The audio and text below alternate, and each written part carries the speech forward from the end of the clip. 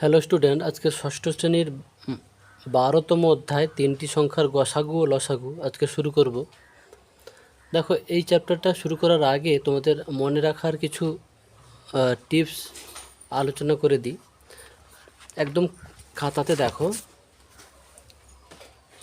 লসাগুর পুরো নামটা তোমরা মাথায় রাখবে, লঘিষ্ঠ সাধারণ গুণিতক। আর দেখবে তোমরা যখন এই অধ্যায়ের অঙ্কগুলো তোমরা করবে তখন চেষ্টা করবে এই যে কমপক্ষে, ওকে, সবচেয়ে ছোট, তারপরে ক্ষুদ্রতম, তারপরে সবচেয়ে কম, সর্বনিম্ন, এই কথাগুলো প্রশ্নে থাকলে লসাগুয়ের কথা মাথায় আনবে। হলো, কমপক্ষে, সবচেয়ে ছোট, ক্ষুদ্রতম, সবচেয়ে কম, সর্বনিম্ন, এই কথাগুলো প্রশ্নে থাকলে লসাগুয়ের কথা মনে রাখবে। হলো, আর গসাগুয়ের পুরো নাম কি জানো? গরিষ্ঠ মানে বড়। তাহলে গরিষ্ঠ সাধারণ গুণনীয়ক, তাহলে সবচেয়ে বেশি বা সবচেয়ে বড়, বৃহত্তম, সবচেয়ে বড়, এই যে সর্বোচ্চ, এই কথাগুলো প্রশ্নে থাকলে গসাগুয়ের কথা মাথায় আনবে। হলো, এইটুকু এই চ্যাপ্টার করার সময় তোমরা যদি প্রত্যেকটা প্রশ্নে এইটুকু মাথায় রাখো, আপাতত তোমাদের প্রশ্নগুলো করতে মোটামুটি অনেকটা সহজবোধ্য হবে। এবার আমরা এখন শুরু করব নিজে করি 12.1। ওকে, দেখো, নিজে করি 12.1-এ একদম প্রথম প্রশ্ন হচ্ছে, কোন বৃহত্তম সংখ্যা দিয়ে, এই বৃহত্তম আছে মানে গসাগু কথাটা মাথায় আনবে। একদম সংখ্যা দিয়ে এতকে ভাগ করলে প্রতি ক্ষেত্রে 3 ভাগশেষ থেকে যায়। হলো, তাহলে আমরা একে গসাগু করব কীরকম না, এটা থেকেও 3 বাদ দেবো, আবার এটা থেকেও 3 বাদ দেবো, যেটা থাকবে তাদেরকে গসাগু করব। ওকে, একদম প্রথম অঙ্কটা দেখো করছি।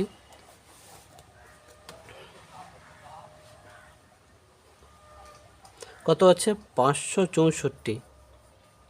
তাহলে বিয়োগ 3 কত হবে? 561। তারপরে আছে 630 বিয়োগ 3 মানে 627। ওকে, আচ্ছা, এবার এদের গসাগু বার করব।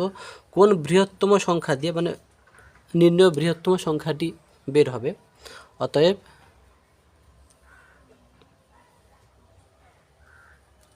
নির্ণয় বৃহত্তম সংখ্যাটি হবে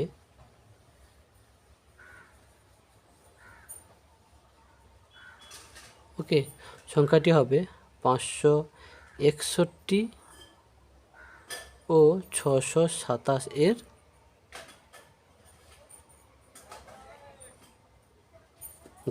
গসাগু। হলো, তোমরা আর একটা বিষয় বলে দিই, যখন তোমরা উৎপাদক বিশ্লেষণের মাধ্যমে লসাগু গসাগু শিখেছো, তো যখন দেখবে গসাগুর ক্ষেত্রে বিশেষ করে যখন বড় বড় সংখ্যা আছে তখন কিন্তু ভাগ পদ্ধতিতেও গসাগু করা যায়। আমি এটা ভাগ পদ্ধতিতে গসাগু করছি। ওকে, দেখে নাও ভাগ পদ্ধতি গসাগু। তাহলে কত? 627 আছে, 561 হলো। বড়টাকে ছোট দিয়ে ভাগ করছি। 561 একে 561, যোগফল 6 হবে, 6 হবে। ওকে,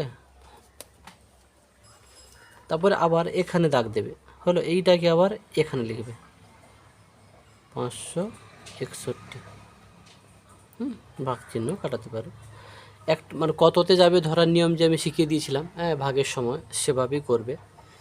একটা বাদ মানে 6 9 14 7, 6 9 54 হতে পারে। দেখো, 66 9 6 54 4, হাতে রইল 5, 9 6 54 59,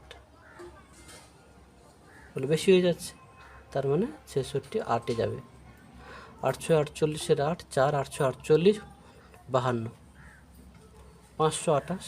তাহলে 66 8-এ 528, 3 বিয়োগ করলে 3 হবে, আর এটা 5 থেকে 2, এটাও 3। ওকে, আবার এইটাকে এখানে লিখতে হবে। হলো, এইভাবে করে যেতে হবে। ছেষট্টি দুই 33 দুইয়ে দেখো 66 হলো, তাহলে 33 উত্তর। তাহলে নির্ণয় বৃহত্তম সংখ্যাটি হবে এত এত এর গসাগু। হ্যাঁ,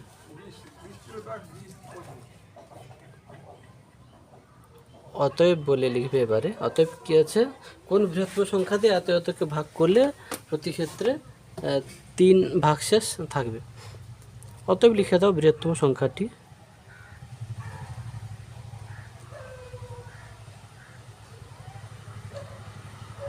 সংখ্যাটি 33। ওকে, এর পরের দিকে যাচ্ছি। এবারে দেখো 2-এর দিকের অঙ্কটি কোন বৃহত্তম সংখ্যা, সেই বৃহত্তম বলেছে, তাহলে নিশ্চয়ই আমরা গসাগু করব। এত এত এতকে ভাগ করলে কোনো ভাগশেষ থাকবে না, অতএব আমরা এদেরকে গসাগু করি। ওকে, দেখো আমি তুলেছি 78, 182 আর 195। তোমরা যে কোনো পদ্ধতিতে গসাগু করতে পারো, কিন্তু উৎপাদক বিশ্লেষণ পদ্ধতিতে করতে পারো, আবার এই যে ভাগ পদ্ধতিতে আগের দাগে যেটা করালাম সেরকম করতে পারো। যখন মাথায় আসবে না তখন ভাগ পদ্ধতিতে করতেই পারো, মানে কোন সংখ্যা দিয়ে যাবে হয়তো ধরতে পারছো না। হলো, যাই হোক, উৎপাদক বিশ্লেষণ পদ্ধতিতে গসাগুর নিয়ম কি, এমন একটা সংখ্যা খুঁজবো যেটা দিয়ে সবগুলো যাবে। এটা দেখো 78 দিয়ে যাবে, তাহলে 13 দিয়ে যাবে। 13 6 78, 13 একে 13, 13 4 52, 13 একে 13, 13 5 65। দেখো আর যাবে না, তাহলে 13 উত্তর। তাহলে এখানে বৃহত্তম কোন বৃহত্তম সংখ্যা দিয়ে, তাহলে বৃহত্তম সংখ্যাটি হলো 13।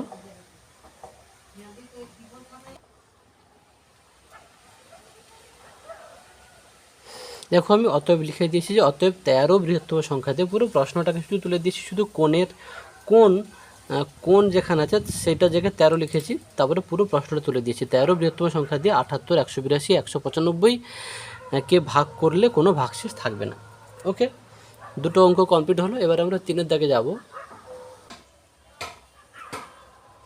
দেখো 3-এর দাগে প্রশ্নটা মিলি, মানে মিলি একজন মেয়ের নাম, মিলি 80 টাকা 50 পয়সায় কয়েকটি খাতা কিনলো। তার দাদা ওই একই রকমের আরও কয়েকটি খাতা কিনলো 57 টাকা 50 পয়সায়। ওকে, তাহলে প্রত্যেক খাতার সবচেয়ে বেশি দাম কত হবে, সেই দেখো সবচেয়ে বেশি। ওকে, তাহলে সবচেয়ে বেশি থাকলে কি করব, গসাগু করব, এবং বলছে ওই দামে মোট কতগুলি খাতা কেনা হয়েছিল। হলো, তাহলে এই অঙ্কের ক্ষেত্রে আরেকটা বিষয় মাথায় রাখবে। এই দেখো টাকা পয়সা দুটো একক আছে, যে কোনো একটা এককে আমরা রূপান্তরিত করে নেব, তারপরে গসাগু করব। হলো, ওকে, তাহলে সবচেয়ে বেশি দাম কত হবে, যেটা গসাগু করব সেটাই হবে। তাহলে একদম প্রথমে লিখব যে 80 টাকা 50 পয়সা সমান তোমরা ভাবো টাকাকে পয়সা করতে গেলে কি 100 দিয়ে গুণ করতে হয়, তাহলে 80 গুণিতক 100, তাহলে এটা পয়সা হয়ে গেল, প্লাস এটা 50 হলো, টোটাল হলো। তাহলে এটা হবে 8000 প্লাস 50 পয়সা, তাহলে 8050 পয়সা।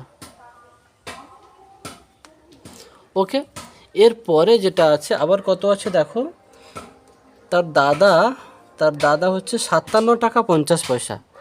তাহলে লিখি যে 57 টাকা,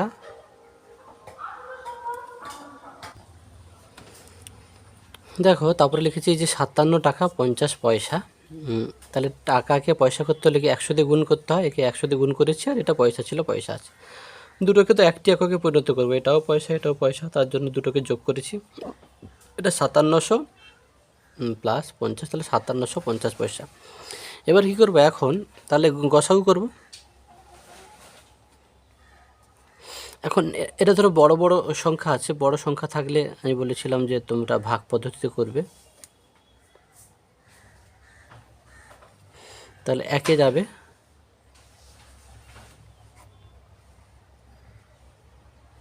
তিন বিয়োগফল হবে, এটা 2। ওকে, আবার এখানে এইটাকে আবার এখানে লিখব 5750,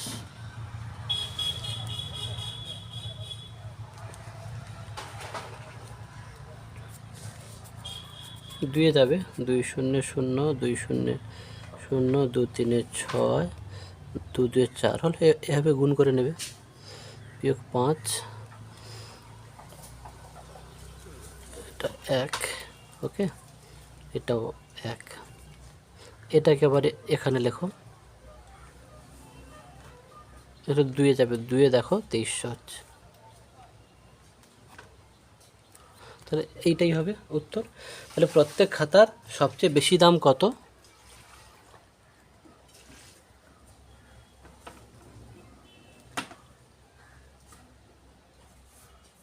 তো প্রত্যেক খাতার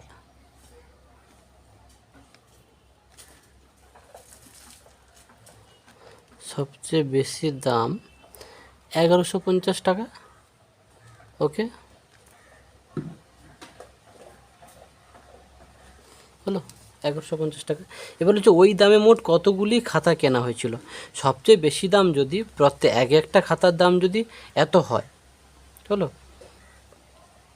একটা খাতার দাম আচ্ছা এটা টাকা হবে না এটা তো ছিল পয়সা ছিল তাই না একটু কেন সবগুলোকে তো পয়সায় রূপান্তরিত করা হয়েছে হ্যাঁ তখন আমরা 1150 পয়সা ওকে এটাকে আমরা লিখতে পারি 11 টাকা 50 পয়সা এরকম করে লিখতে পারি ওকে 1150 পয়সা সমান 11 টাকা 50 পয়সা এবার ওই দামে মোট কতগুলো খাতা কেনা হয়েছে না মিলি কিনেছে অতএব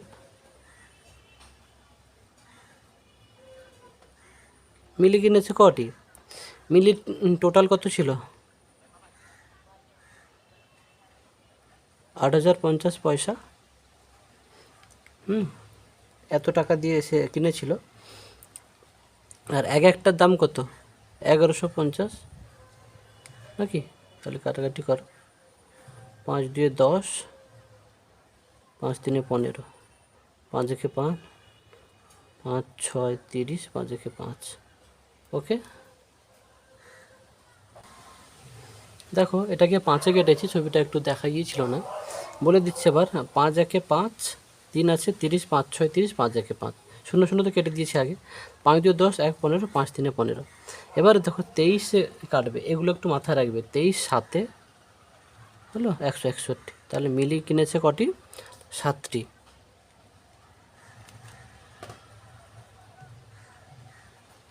তার দাদা কিনেছে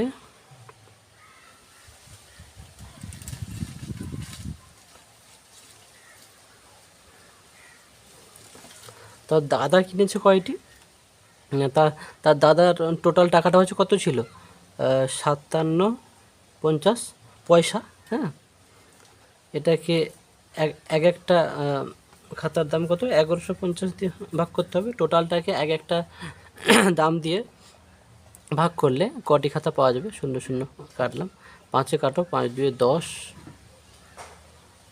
5 3 15 5 1 5 আবার 5 1 5 5 5 25 হলো 23 5-এ 23 5-এ হলো 115 সমান কত 5টি খাতা অতএব ওই দামে মোট কতগুলি খাতা কেনা হয়েছিল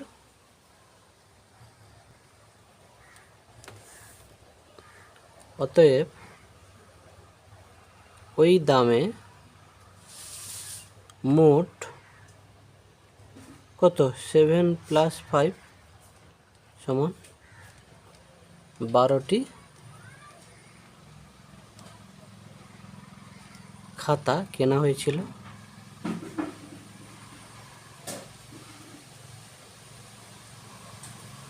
ওকে আজকের মোটামুটি এই পর্যন্ত নিজে করি 12.1 শেষ হলো পরের ভিডিওতে নিজে করি 12.2টা হবে ওকে